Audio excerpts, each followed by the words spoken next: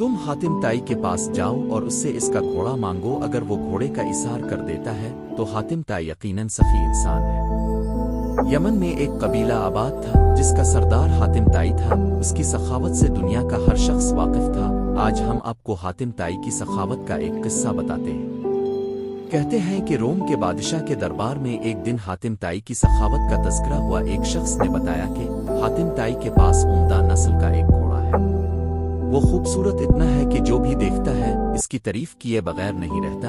हातिम ताई की तारीफ सुनकर बादशाह ने कहा, जब तक किसी आदमी को आजमाया न जाए इस वक्त तक इसके बारे में कोई राय कायम करना अक्ल के खिलाफ है। बादशाह ने वजीर से कहा कि तुम जाओ और हातिम ताई की सखावत के बारे में हमें मालूमात फराहम करो और उससे कोई ऐसी चीज तलब करो जो उसके लिए सबसे ज्यादा अजीज और सबसे ज्यादा कीमती हो।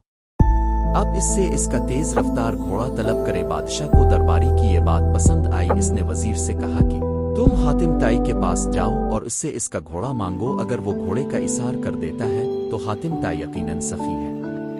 वजीर और बादशाह के दरबारी सफर तय करते हुए रात के वक्त हातिम ताई के घर पहुंचे। जिस वक्त ये लोग वहां पहुंचे मूसलाधार बारिश हो रही थी।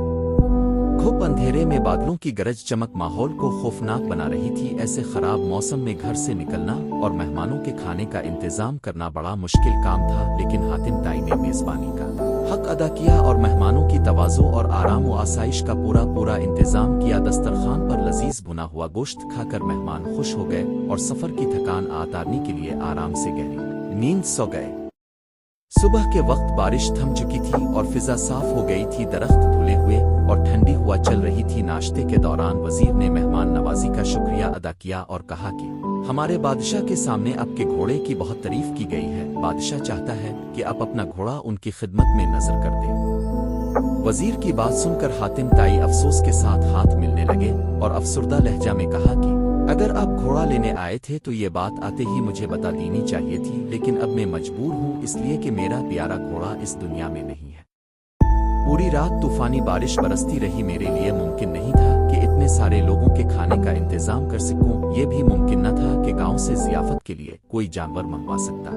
लिहाजा मैंने घोड़े को ही ज़बह कर दिया और उसका भुना हुआ गोश्त दस्तरखान की जीनत बन गया। वजीर हातिम ताई की ये बात सुनकर हैरान रह गया। बादशाह को जब ये सारा वाकया सुनाया गया तो बादशाह ने भी हातिम ताई की सखावत की तारीफ की।